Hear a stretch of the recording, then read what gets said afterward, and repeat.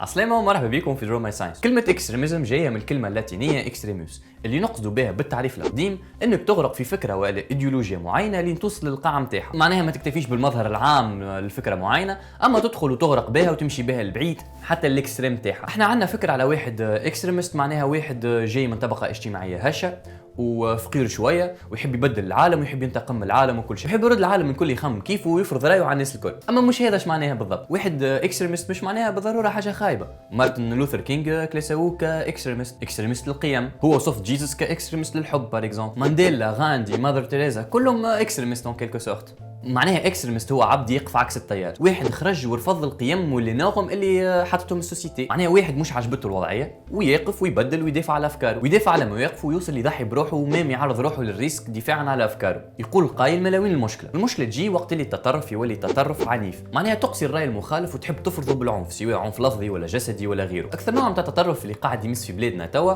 هو التطرف الديني. مثلا انت ماكش من نفس الدين نتاعي ما تحكيش معاي، ماكش لابس لباس شرعي كيفي ما تحكيش معاي. اما زيد فما انواع اخرى نتاع التطرف، كما التطرف في السياسه، في الكوره، عنصريه، اي حاجه، اي فكره الواحد ينجم يتطرف فيها. باش نلخصوا المشكله تجي وقت اللي التطرف مع العنف.